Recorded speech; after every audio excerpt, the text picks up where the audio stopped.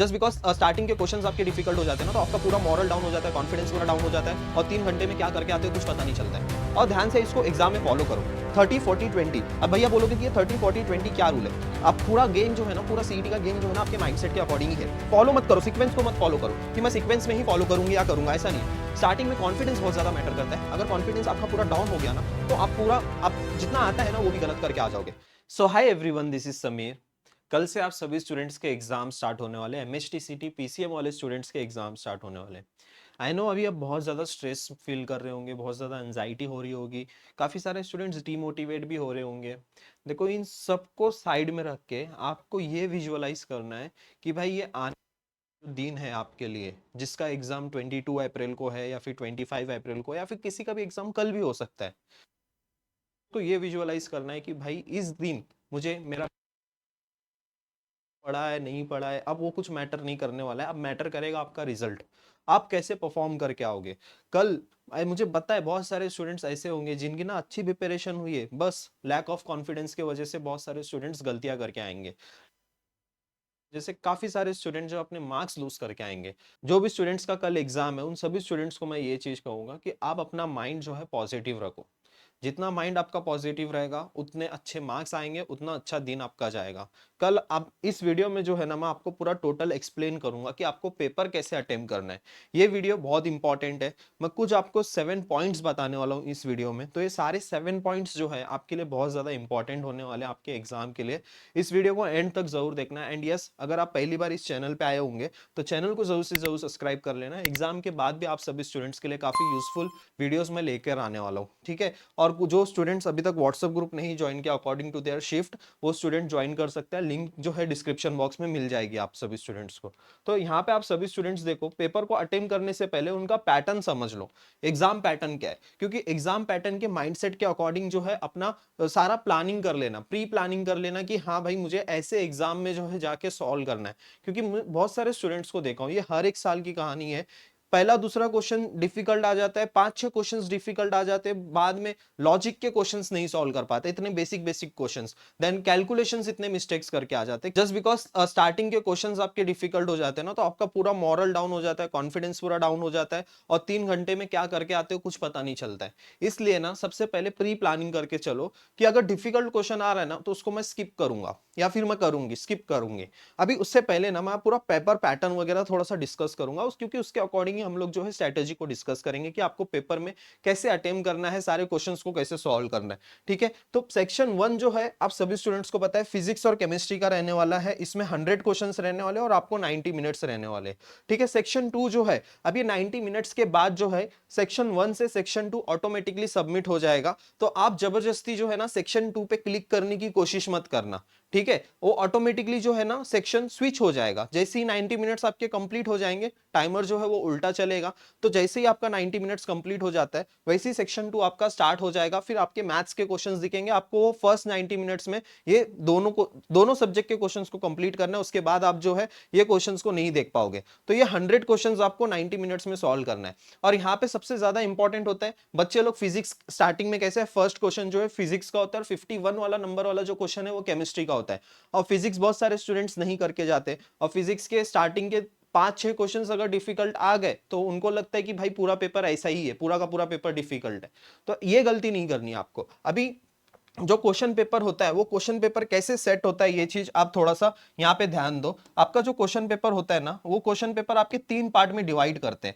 3 part में, एक पहले जो है ना इजी क्वेश्चंस होते हैं, कुछ क्वेश्चंस जो है मॉडरेट होते हैं और कुछ क्वेश्चंस जो है डिफिकल्ट होते हैं, ठीक है। अगर मैं इसको यहाँ पे अगर इसको परसेंटेज वाइज में बताऊं, तो लगभग जो है ना ये आपका 50% मॉडरेट क्वेश्चन आपको पूछे जाएंगे, 20% आपको डिफिकल्ट क्वेश्चन पूछे जाएंगे और 30% आपके ईजी क्वेश्चन रहेंगे, ठीक है। 30%, लगभग 30% क्वेश्चंस आपके easy direct formula based direct theoretical questions आएंगे। मॉडरेट क्वेश्चंस आपके लगभग 50% और 20% डिफिकल्ट क्वेश्चंस रहेंगे, ठीक है। अभी यहाँ पे आप सभी स्टूडेंट्स को पेपर को सॉल्व करने का अप्रोच क्या होना चाहिए, एक रूल मैं आप सभी स्टूडेंट्स को बता रहा हूँ। इस रूल को ध्यान से सुनो और ध्यान से इसको एग्जाम में फॉलो करो। 30-40-20। अब भैया बोलोगे कि ये 30-40-20 क्या रूल है? 30 जो है ये मिनट्स, आपके टोटल 90 मिनट्स है। 30 मिनट्स में आपको जो है सारे जितने इजी क्वेश्चंस है उनको टैकल करना है। 40 मिनट्स में जो मॉडरेट लेवल के क्वेश्चंस है उनको टैकल करना है। देन लास्ट के जो 20 मिनट्स बचते हैं, जो डिफिकल्ट क्वेश्चंस है, जो टाइम कंज्यूमिंग है, उसको ज्यादा टाइम मत दो, ठीक है। अगर वहां पे नहीं आ रहा है तुक्का लगा दो, लेकिन ये जो 70 मिनट्स है आपके, जो स्टार्टिंग के जो 70 मिनट्स है, इसमें मोस्ट ऑफ द पेपर आपका कंप्लीट हो जाना चाहिए ये 70 मिनट्स में। ओके, ये 70 मिनट्स में जो है आपका लगभग जो है 70 to 80% आपका पेपर यहाँ पे कंप्लीट हो जाना चाहिए। फिर जो बाकी का 20 मिनट बचेगा यहाँ पे तुक्का लगा सकते हो, या फिर आप जो है सॉल्व करके आंसर निकाल सकते हो। तो ये फॉलो करना है आप सभी स्टूडेंट्स को। यहाँ पे देखो मैंने क्या बोला है, इजी क्वेश्चंस को आपको जो है कितना मिनट देना है, 30 मिनट्स, ठीक है। 30 मिनट्स आप इजी क्वेश्चंस के लिए दोगे, फिर उसके बाद मॉडरेट क्वेश्चंस 40 मिनट्स, देन उसके बाद 20 मिनट्स, ठीक है। अब एक चीज याद रखना है, एमएचटीसीटी जो है एक एंट्रेंस एग्जाम है, ठीक है। अब यहाँ पे स्कॉलरशिप वाला जैसा एग्जाम नहीं है कि आपको स्टार्टिंग में इजी क्वेश्चंस मिलेंगे। एंट्रेंस एग्जाम है ये, और इसकी डिफिकल्टी लेवल थोड़ा सा उन लोग बच्चों के माइंड के साथ ना खेलते हैं। आप पूरा गेम जो है ना, पूरा सीईटी का गेम जो है ना आपके माइंडसेट के अकॉर्डिंग ही है। अगर स्टार्टिंग के क्वेश्चंस डिफिकल्ट आ गए ना, अभी देखो बच्चे क्या करते हैं कि पहला क्वेश्चन नहीं आया, दूसरा क्वेश्चन नहीं आया, उसमें ही टाइम वेस्ट करते हैं, उसमें ही लगभग 15 से 20 मिनट डाल देते हैं। आपको ये नहीं करना है। आपका जो स्टार्टिंग का 10 और 15 मिनट्स रहेंगे वो बहुत ही ज्यादा इंपॉर्टेंट होने वाले। वो 10 से 15 मिनट में लगभग आपके 50-60 क्वेश्चंस रीड हो जाने चाहिए। आपकी एक नजर हो जानी चाहिए 50-60 क्वेश्चंस पे। 10 से स्टार्टिंग के जो 10-15 मिनट है ना, आप बोलोगे कि भैया 50-60 क्वेश्चंस कहाँ हम लोग सॉल्व कर पाएंगे। भाई जो डायरेक्ट क्वेश्चंस है, जो डायरेक्ट थ्योरेटिकल क्वेश्चंस है केमिस्ट्री के, तो एकदम इजी क्वेश्चन है। केमिस्ट्री 20-25 मिनट में सॉल्व हो जाता है। स्टार्टिंग के जो 10-15 मिनट है वो बहुत इंपॉर्टेंट है। उसमें आपको लगभग 40-50 क्वेश्चंस को गो थ्रू करना है और देखना है जो डायरेक्ट क्वेश्चंस मिल रहा है उसको सॉल्व करो। राउंड बेस्ड स्ट्रेटजी में आपको बताऊंगा। राउंड 1 में आपको क्या करना है, इजी और डायरेक्ट क्वेश्चंस को सॉल्व करो। लगभग जो है टारगेट करो 60 to 70% क्वेश्चंस को आप देख लेना, ठीक है, राउंड 1 में। ओके, राउंड 2 में आपको क्या करना है, रिविजिट दी मार्क 1। आप क्या करोगे, जो ऐसे क्वेश्चंस लग रहे जहां पे आपको फॉर्मूला आता है, कैलकुलेशंस करना है, उसको राउंड 2 में सॉल्व करो, ठीक है। राउंड 3 में क्या करना है आपको, जो टफ न्यूमेरिकल से जो डिफिकल्ट वाले हैं, यहां पे आप राउंड 3 में तुक्का भी लगा सकते हो, ठीक है। सेक्शन 1 और सेक्शन बी में राउंड 3 में तुक्का भी लगा सकते हो। अगर ऐसा बहुत ही डिफिकल्ट क्वेश्चन है, बहुत टाइम कंज्यूमिंग है, छोड़ दो। आपके जो 70 मिनट्स है उन 70 मिनट्स में पूरा पेपर अटेम्प्ट करने का ट्राई करो, ठीक है। Now moving to the next, आपको जो है ना कोई भी क्वेश्चन का सीक्वेंस को फॉलो नहीं करना है। आप बोलोगे, अब क्या है ना, बहुत सारे स्टूडेंट्स क्या गलती करते हैं, मैं आपको एक चीज बताता हूँ। फिजिक्स का पहला आपको क्वेश्चन देखने को मिलेगा, क्वेश्चन नंबर 1, ठीक है, क्वेश्चन नंबर 2, ऐसा सीक्वेंस आएगा। अभी पहला क्वेश्चन नहीं आ रहा है, बहुत सारे स्टूडेंट्स यहीं टाइम वेस्ट कर रहे हैं। रोटेशनल डायनामिक्स का अगर यहाँ पे क्वेश्चन आ गया, यहाँ पे आंसर आ ही नहीं रहा है, तो यहीं पे टाइम वेस्ट करेंगे, लगभग यहाँ पे 10 मिनट यहाँ पे इन लोग अपना वेस्ट कर देंगे। क्वेश्चन नंबर 2 नहीं आ रहा है, यहाँ पे भी अपना टाइम वेस्ट करेंगे। और नहीं आ रहा है ना, तो क्वेश्चन स्किप करते जाओ, ऐसे क्वेश्चन को स्किप करते जाओ। भले आपको 15 नंबर वाला क्वेश्चन आ रहा है, अब ये थ्योरेटिकल क्वेश्चन है, इसको पहले अटेम्प्ट करो, क्वेश्चन नंबर 15 को। क्वेश्चन नंबर 1 से लेके 14 बाद में देख लो, ठीक है। अगर मैं तो सजेस्ट यही करूंगा कि आप जो है ना पहले केमिस्ट्री से स्टार्ट करो। केमिस्ट्री जो है एज कंपैरेटिवली फिजिक्स से जो है इजी आएगा। क्वेश्चन नंबर 1 नहीं आ रहा है, छोड़ दो। क्वेश्चन नंबर 2 नहीं आ रहा है, छोड़ दो। क्वेश्चन नंबर 3 आ रहा है, इसको सॉल्व कर लो, इसको आंसर टिक कर दो। ऐसे करके आपको सॉल्व करना है। फॉलो मत करो, सीक्वेंस को मत फॉलो करो कि मैं सीक्वेंस में ही फॉलो करूंगी या करूंगा, ऐसा नहीं है। आप वहां पे डायरेक्ट क्वेश्चन नंबर सिलेक्ट कर सकते हो, वहां मार्क फॉर रिव्यू का ऑप्शन है। यहाँ पे आपको राइट साइड में जो है ना, यहाँ पे सारे नंबर्स दिए रहेंगे, 1 2 3 ऐसे आपको नंबर्स रहेंगे। आप डायरेक्टली क्लिक करोगे वो क्वेश्चन ऑन हो जाएगा, ठीक है। तो आप क्या करोगे, सीक्वेंस को नहीं फॉलो करोगे, जो आ रहा है क्वेश्चन पहले उसको सॉल्व करोगे। ओके, यहां तक सारी चीजें क्लियर है। नाउ मूविंग अहेड, अभी आपको क्या करना है, जैसे मैंने अभी आपको बताया कि स्टार्ट विद केमिस्ट्री, केमिस्ट्री के साथ स्टार्ट करो और ट्राई करो कि विद इन 25 to 30 मिनट्स में सॉल्व हो जाना चाहिए। इससे ज्यादा टाइम नहीं लगना चाहिए केमिस्ट्री में, इससे ज्यादा टाइम बिल्कुल नहीं लगना चाहिए, क्योंकि फिजिक्स को जो है नियर अबाउट 60 मिनट्स आपको देने पड़ेंगे। अगर आप 25-30 मार्क्स भी लेके आ रहे हो ना, तो लगभग आपको 60 मिनट लगेगा, 60 मिनट्स लगेगा वो फिजिक्स के पेपर को सॉल्व करने। तो केमिस्ट्री का पेपर पहले मैं आप सभी स्टूडेंट्स को बता रहा हूँ, देखो स्टार्टिंग में अगर कॉन्फिडेंस गिर गया ना, बहुत नुकसान होने वाला है, फिर बहुत ही ज्यादा नुकसान होगा। बाद में बहुत सारे बच्चे रोते हैं, एग्जाम देने के बाद आके, एग्जाम हॉल के बाद आके काफी सारे स्टूडेंट्स को ऐसे मैंने देखा है जो रो रहे, और कितने सारे स्टूडेंट्स जो ड्रॉप भी लिए ये सब के रीजन के वजह से। तो आपके साथ ऐसा ना हो, ऐसी इतनी बड़ी गलती बिल्कुल मत करना। स्टार्टिंग में कॉन्फिडेंस बहुत ज्यादा मैटर करता है। अगर कॉन्फिडेंस आपका पूरा डाउन हो गया ना, तो आप जितना आता है ना वो भी गलत करके आ जाओगे।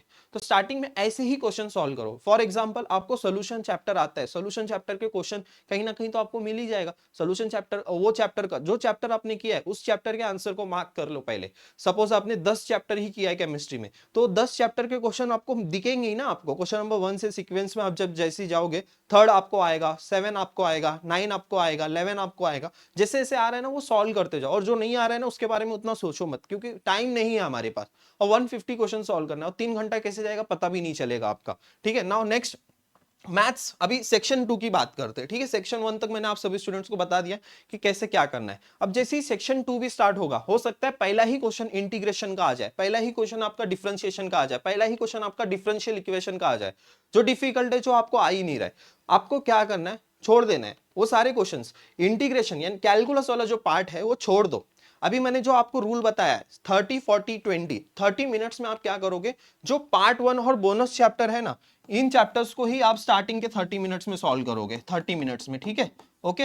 30 मिनट्स में आप क्या करोगे, बोनस चैप्टर। आप देखो लॉजिक के क्वेश्चंस वहां पे कहां पे है, आप एलपीपी के क्वेश्चंस कहां पे है, मैट्रिसेस के क्वेश्चंस कहां पे है, प्रोबेबिलिटी बाइनोमियल डिस्ट्रीब्यूशन के क्वेश्चंस कहां पे है। ये सब इजी क्वेश्चंस आते हैं, पहले इनके क्वेश्चंस को सॉल्व कर लो, 10-12 क्वेश्चंस आपके सॉल्व हो जाएंगे। फिर उसके बाद पार्ट 1 के अगर आपको वेक्टर के क्वेश्चंस आ रहे हैं सॉल्व करने, वेक्टर के सॉल्व करो, ट्रिग्नोमेट्री के सॉल्व करो, ये सारे सॉल्व करो। बाकी जब पार्ट 2 के चैप्टर, जब कैलकुलस जब स्टार्ट होगा ना, इसको आफ्टर 30 मिनट स्टार्ट करना। आफ्टर 30 मिनट्स, स्टार्टिंग के 30 मिनट्स में जो है ना, ये आपका हो जाना चाहिए लगभग आपके 20-25 क्वेश्चंस आपके यहां से सॉल्व हो जाने चाहिए स्टार्टिंग के 30 मिनट्स में। 20 क्वेश्चंस भी अगर आपके सॉल्व हो गए स्टार्टिंग के 30 मिनट्स में, बहुत अच्छी बात है। बाकी के जो 30 क्वेश्चंस है उसको सॉल्व करने के लिए आपके पास 1 घंटा मिलेगा। ठीक है, वो 1 घंटे में आप आराम से 20-25 क्वेश्चन सॉल्व कर लोगे, और बाकी के जो क्वेश्चन बचे रहेंगे उसको तुक्का लगा सकते हो आप। तो पार्ट 2 जो है, आप क्या करोगे, आफ्टर 30 मिनट्स कैलकुलस के क्वेश्चन सॉल्व करो। कैलकुलस अगर नहीं जम रहा है तो स्टार्टिंग में मत सॉल्व करने जाना। ठीक है, पूरा माइंडसेट के ऊपर आपका पेपर होने वाला है। आप जैसे जो प्री प्लानिंग करके जाओगे उसके अकॉर्डिंग ही पेपर को सॉल्व करना। मैं आप सभी स्टूडेंट्स को फिर से रिपीट कर रहा हूं, प्री प्लानिंग करके जाना कि आपको पहले क्वेश्चंस कौन कौन से चैप्टर्स के अटेम्प्ट करने हैं, और वही सारी चीजें बहुत इंपॉर्टेंट है, क्योंकि कॉन्फिडेंस बहुत ज्यादा मैटर करेगा आपका जब एग्जाम रहेगा। ठीक है, एग्जाम से पहले सारे फॉर्मूलेस को रिवाइज करके जाना। ऐसा नहीं कि डायरेक्ट आप एग्जाम के लिए जा रहे हो, पूरा सारी चीजें एक बार देख के नहीं जाना, आपको सिर्फ फॉर्मूलाज देखना है। ठीक है, फॉर्मूला बुक होगी या फिर आपने फॉर्मूला शीट बनाई होगी या पीडीएफ वगैरह होगा, तो सारे पीडीएफ्स को देखना है, फॉर्मूलेस को रिवाइज करके जाना है। ठीक है, ओके।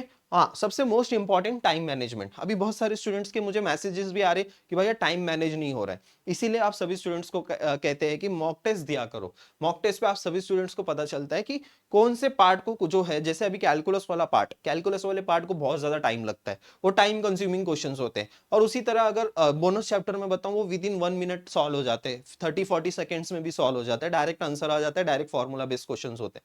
तो आपको ये सारी चीजें टैकल करने आएगी। अब मैं टाइम मैनेजमेंट की अगर मैं बात करूं, तो अभी आपको टाइम मैनेजमेंट में जो रूल मैंने आपको बताया है 30, 40 और 20, उस रूल को ध्यान में रखना है, और उस रूल के अकॉर्डिंग ही जो है अपने पेपर को सॉल्व करना है। ओके, नाउ कैलकुलेशन मिस्टेक्स को अवॉइड करो। ठीक है, जितना ज्यादा हो सकता है कैलकुलेशन मिस्टेक अवॉइड करो। थोड़ा सा घाई के चक्कर में जो है ना, आपके प्लस माइनस के चक्कर में 2 मार्क्स आपके चले जाएंगे। ठीक है, थोड़ा कैलकुलेशन मिस्टेक्स वगैरह देखो, और जब लास्ट के 10-15 मिनट बचेंगे ना, तब वहां पे तुक्का लगा दो। और तुक्का कैसे लगाना है, मैंने ऑलरेडी 2 वीडियो अपलोड कर दिए, वो वीडियो देख लो। उस वीडियो में आप सभी स्टूडेंट्स को मैंने पूरा बताया है कि कैसे आप तुक्का लगा सकते हो और कैसे मैक्सिमम क्वेश्चंस आपके राइट आ सकते हैं। उसकी लिंक मैं डिस्क्रिप्शन बॉक्स में दे दूंगा। ठीक है, और कुछ प्रो टिप्स यहाँ पे मैं बताना चाहूंगा। Attempt maximum number of questions 150 questions है, पूरे के पूरे टिक करके आ जाओ। ठीक है, पूरे के पूरे टिक करके आना, आता है नहीं आता है वो मैटर नहीं करेगा, आपको पूरे के पूरे 150 क्वेश्चंस, ये चीज याद रखना कि सारे क्वेश्चन जो है वो ग्रीन मार्क हो जाने चाहिए, 150 के 150 क्वेश्चंस। ओके, ठीक है, don't waste time on the first tricky questions. जैसे मैंने आपको बताया, ट्रिकी क्वेश्चंस जो आएंगे उसके ऊपर टाइम वेस्ट मत करो। यूज मार्क ऑप्शन वाइजली, वहां पे आपको ऑप्शन दिया रहेगा, mark for review and everything, वो सब दिया रहेगा। Keep last 10 minutes to review and guess method, यानी कि तुक्का लगाने के लिए लास्ट के 10 मिनट रखना है आप सभी स्टूडेंट्स को। ठीक है, और कुछ कुछ इंपॉर्टेंट डॉक्यूमेंटेशंस देख लो, प्रॉपर डॉक्यूमेंटेशंस आपको लेके जाना है। Be on the time at centre, जो आपका टाइमिंग दिया गया उसके रिपोर्टिंग टाइम पे ही आपको पहुंचना है। देन आप सभी स्टूडेंट्स को आपकी पासपोर्ट साइज फोटोज कैरी करना है, एक्स्ट्रा कैरी करना है। इफ अगर कहीं घूम गया तो आपके पास एक्स्ट्रा फोटोज होनी चाहिए, और एग्जाम से पहले थोड़ा सा एक प्रॉपर स्लीप भी होनी चाहिए। ठीक है, ओके, सारी चीजें मैंने आप सभी स्टूडेंट्स को बता दी है, टेंशन मत लो, एग्जाम बहुत ईजी रहेगा। ऐसा मत सोचो कि एग्जाम डिफिकल्ट आएगा, इजी भी आ गया ना तो आप सभी स्टूडेंट्स को लगेगा कि ये पेपर बहुत डिफिकल्ट गया मेरे लिए। और ना एग्जाम के बाद किसी के साथ डिस्कशन मत करना कि भाई तेरा पेपर कैसा गया, तेरा पेपर कैसा गया, ये चीज मत करना। हर एक स्टूडेंट के लिए बहुत डिफरेंट डिफरेंट पेपर जाता है, और ये सारी चीजें ना सारे दोस्त भी जो है ना, बहुत सारे दोस्त भी बताएंगे भी नहीं आपको कि भाई मेरा पेपर ऐसा गया वैसा गया, इतने मार्क्स का मैंने सॉल्व किया। जब रिजल्ट आएगा तभी वो सारी चीजें रिवील होती है। तो अभी एग्जाम जो है अपने हिसाब से देना, ठीक है, थोड़ा माइंड स्लिप लेना अच्छे से और कुछ बाहर वगैरह का खाने बंद कर दो जब तक आपकी शिफ्ट नहीं आ जाती। और बस प्रॉपर जो है स्टडी करो, रिवीजन करो। मेरी तरफ से आप सभी स्टूडेंट्स को ऑल द वेरी बेस्ट। आप सभी स्टूडेंट जो है बहुत अच्छा पेपर सॉल्व करके आओगे, डेफिनेटली आप सभी स्टूडेंट्स को एक अच्छे कॉलेज में एडमिशन मिल जाएगा। थैंक यू सो मच, मिलते हैं फिर नेक्स्ट वीडियो में।